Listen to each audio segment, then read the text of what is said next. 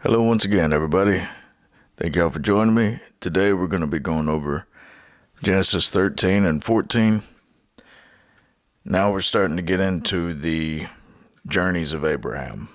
We're starting to get pretty deep into it now. Now, if you'll recall, yesterday, Abram just left Pharaoh's presence.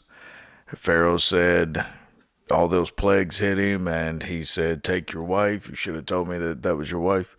And he left him with a lot of flocks and he let him keep everything. And Abraham winds up leaving. He takes Sarah and all of his followers with him. And Genesis 13 begins like this. And Abram went up out of Egypt, he and his wife, and all that he had, and Lot went with him into the south. And Abram was very rich in cattle, in silver, and in gold. As we talked about yesterday, I believe that in chapter 12, how God used Abram's trip to Egypt in order to enrich him. This is the beginning patriarch of the Jewish people that we know of as today. This was the beginning, so he would need to be wealthy. And he went on his journeys from the south even to Bethel, unto the place where his tent had been at the beginning between Bethel and Hai, unto the place of the altar which he had made there at the first, and there Abram called on the name of the Lord. And Lot also, which went with Abram, had flocks and herds and tents, and the land was not able to bear them, that they might dwell together, for their substance was great, so that they could not dwell together. And there was a strife between the herdmen of Abram's cattle and the herdmen of Lot's cattle, and the Canaanite and the Perizzite dwelled then in the land. So Abram's shepherds were griping to Lot's shepherds. Now there was hundreds of men in which relied upon or were following Abram, which we'll see right here in the next chapter, I believe. He's very, very wealthy, and he would have to be in order to keep up such a people. He's kind of just a nomadic king almost. But Abram and his nephew Lot, they each owned a whole lot of cattle, a whole lot of flock. They were both wealthy, and their workers began to complain against one another. And Abram said unto Lot, Let there be no strife, I pray thee, between me and thee, and between my herdmen and thy herdmen, for we be brethren. Is not the whole land before thee? Separate thyself, I pray thee, from me. If thou wilt take the left hand, then I will go to the right. Or if thou depart to the right hand, then I will go to the left. So Abram's basically saying, you go and you take this side, and I'll take this side. He's not telling him to go very far away. He's just saying, you can go to this part, and I'll go to this part, and that way we'll have separation. It'll be a good thing. We can manage our own people. And Lot lifted up his eyes, and beheld all the plain of Jordan, that it was well watered everywhere, before the Lord destroyed Sodom and Gomorrah, even as the garden of the Lord, like the land of Egypt, as thou comest unto Zoar. Then Lot chose him all the plain of Jordan, and Lot journeyed east, and they separated themselves the one from the other. Abram dwelled in the land of Canaan, and Lot dwelled in the cities of the plain, and pitched his tent toward Sodom. So, just a little bit of separation. You see the Dead Sea right there. We'll get into that just here in a minute. But the Dead Sea, and then you see Sodom, all the cities surrounding these. We'll get into all these just right here in a second. But where Hebron is, you see that's where Jerusalem, Bethlehem, that area. So Abraham stayed round over there while Lot journeyed to Sodom and Gomorrah. It shows the youth in him, I suppose. I don't believe that he was 25, 30 years old. I believe he was probably about in his 40s or so. May have been younger than that. I don't know. But this shows the immaturity of Lot. Out of all these other places, he chose to go to the most wicked that you could find. And we know that the word had spread about Sodom because of these next verses. But the men of Sodom were wicked and sinners before the Lord exceedingly.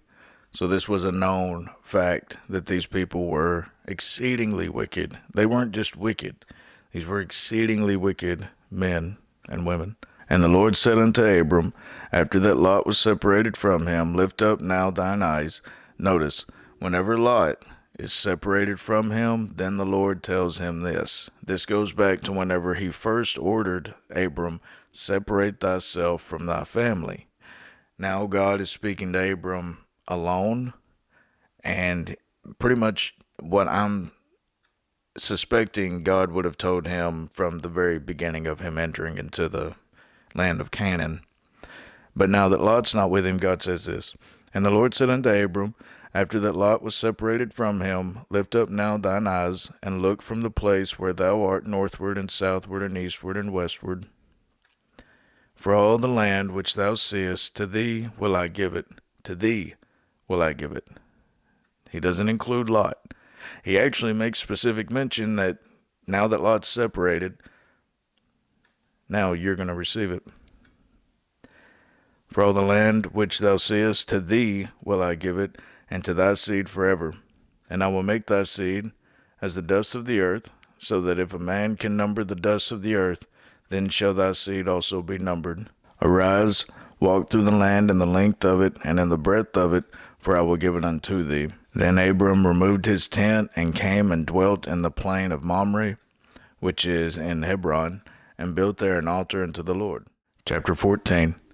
And it came to pass in the days of Amraphel, king of Shinar, Arioch, king of Ellasar, Chedorlaomer, king of Elam, and Tidal, king of nations, that these made war with Bela, king of Sodom, and with Bersha, king of Gomorrah, Shinar, king of Admah, and Shemaber, king of Zebonim, and the king of Bela, which is Zoar. All of these were joined together in the vale of Siddim, which is the Salt Sea. Now that's the valley of Siddim, which is the Dead Sea.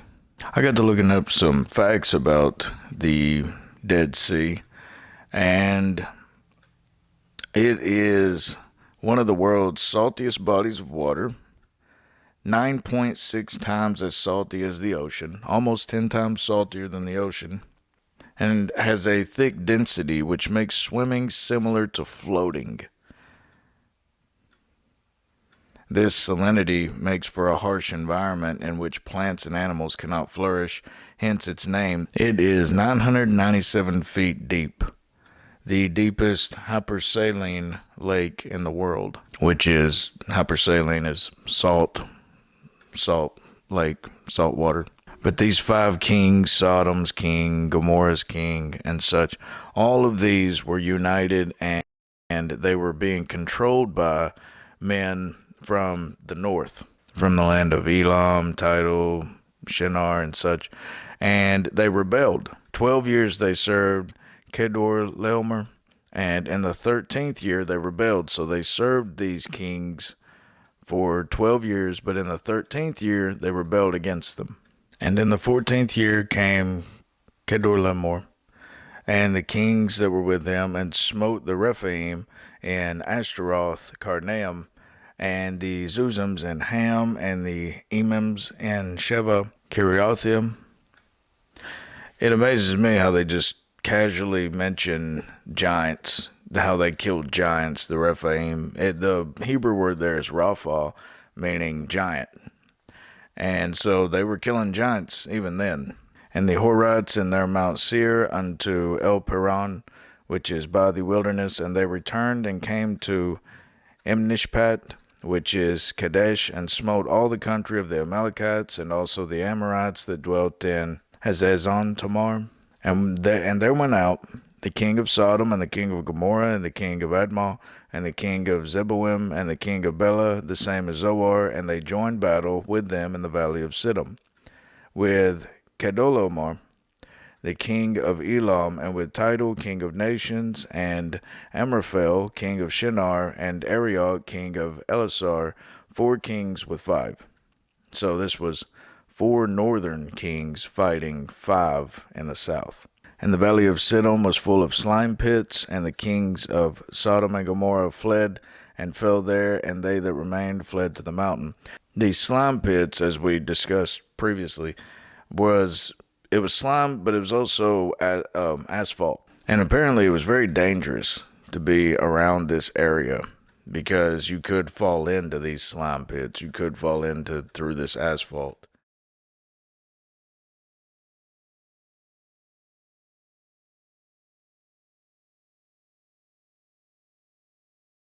And it doesn't surprise me that Sodom and Gomorrah are located in this place because they're near the Dead Sea.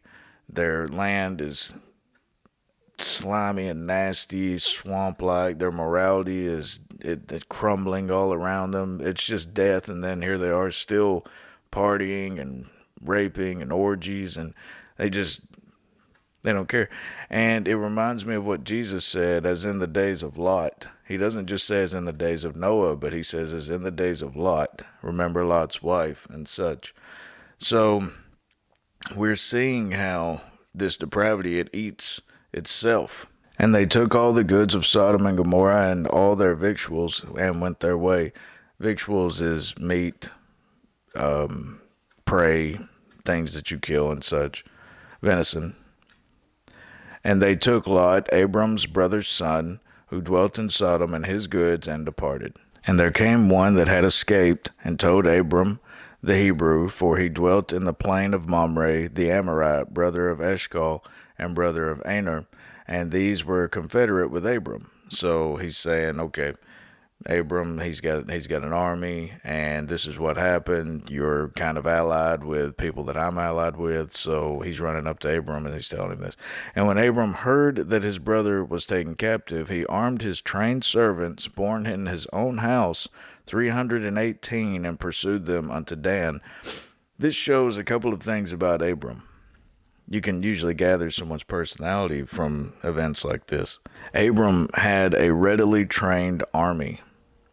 This shows great prudence on Abram's part, how he was ready for things like this at all times. This also shows his wealth and his planning ahead. This shows his ability to think on his feet, and that he was well aware of the dangers around him. There's a very smart man, very pragmatic. He was able to figure things out very, very quickly.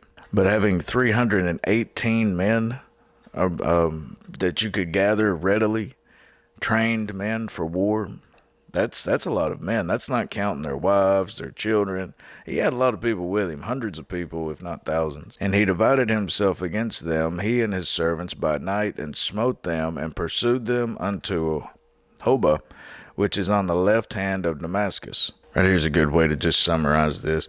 These four kings come from up here, from the north. They come down, and they come around, and then they wind up attacking. They're attacking along the way, Zoar, and then they capture Sodom. Right here's the Dead Sea. And they capture Sodom. Lot's captured in the valley of Siddim.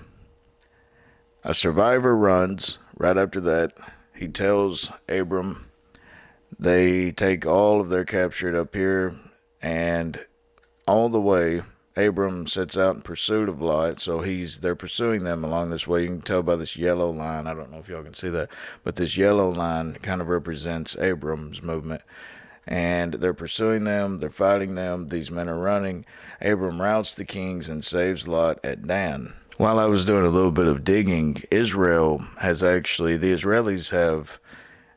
they know for a fact that this is one of the gates of Dan, and Abraham, 99% chance, walked through this gate. You can tell they're keeping it from the weather as best as possible, but this is one of the ancient gates of Dan. It's astonishing how there's so much archaeological evidence for the biblical accounts, and then whenever you look to the Book of Mormon, you see no evidence whatsoever. Since the publication of the Book of Mormon in 1830, Mormon archaeologists have attempted to find archaeological evidence to support it, although historians and archaeologists consider the book to be an anachronistic invention of Joseph Smith. Anachronistic is an inconsistency, a recorded inconsistency, whether it's chronicled or if it's archaeological or just whatever, geographic. It's just an inconsistency within a certain body of work.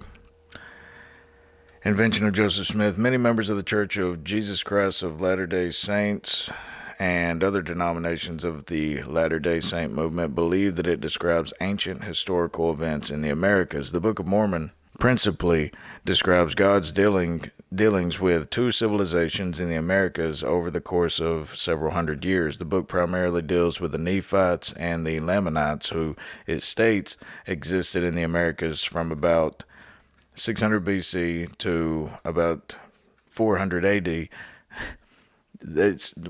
What we're discussing today is about 4,000 or so years old. What we're discussing today is much, much older. It's thousands of years old, what we're discussing, and I just showed archaeological evidence for that. That's just one piece. Oh man, there's tons of them. But this is only just a few hundred years ago, and they cannot find archaeological evidence for this. It also deals with the rise and fall of the Jaredite nation. The Book of Mormon mentions several animals, plants, and technologies that are not substantiated by the archaeological record of the period 3100 BC to 400 AD in the Americas.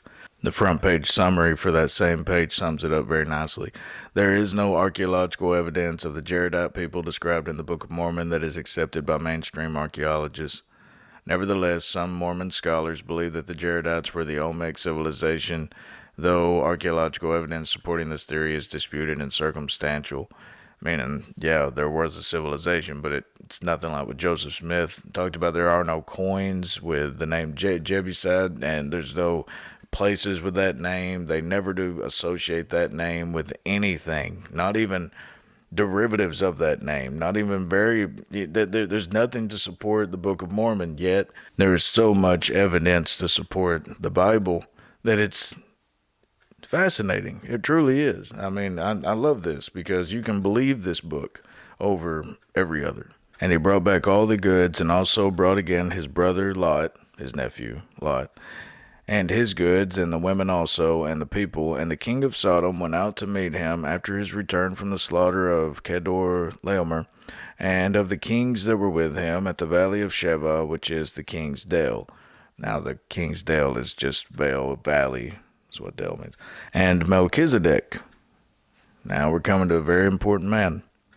And Melchizedek, king of Salem, brought forth bread and wine, and he was the priest of the Most High God. It's the very first mention of any priest in the Bible, and it's talking about Melchizedek. Melchizedek's very name means king of righteousness, and he's the king of Salem. Salem was the first Jerusalem, so this was Jerusalem before there was Jerusalem.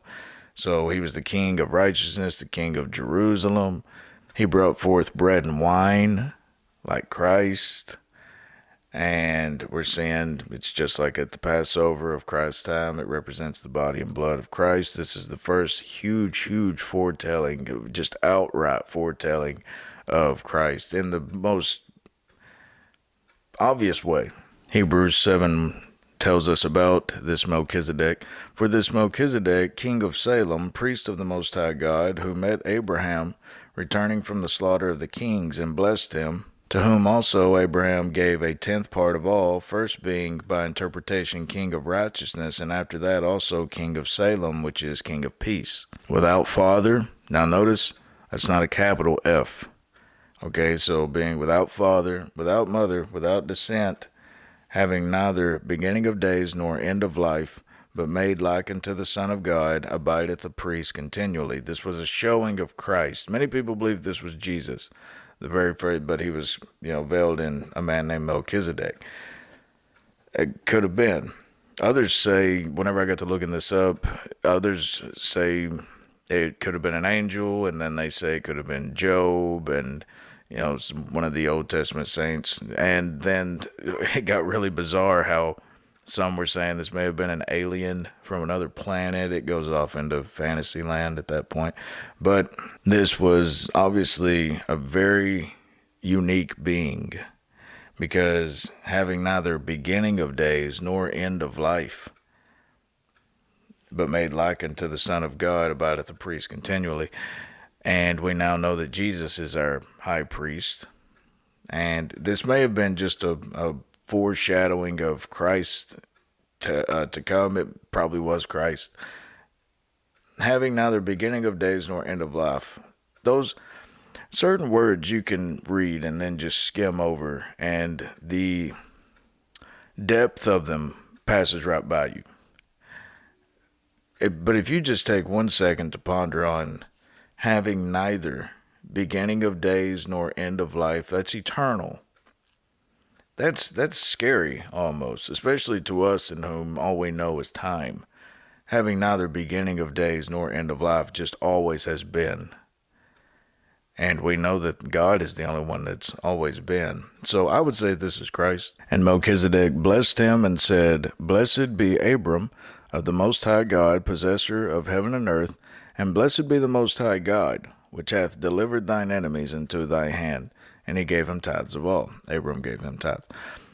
This was the very first tithing that was ever given.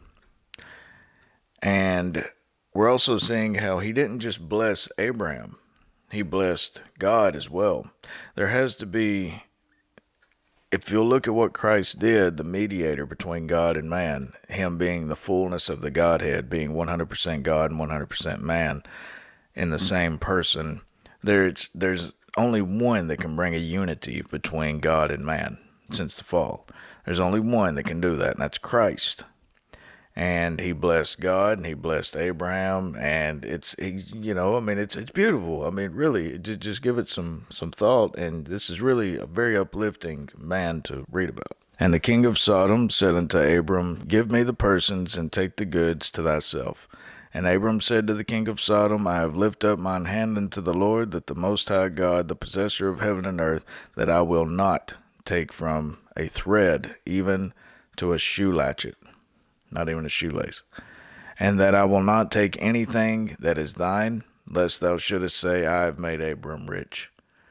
He says, no, I'm not going to give you any authority over me. I did this for the people that were captured and my nephew. Save only that which the young men have eaten, and the portion of the men which went with me, Aner, Eshcol, and Mamre, let them take their portion.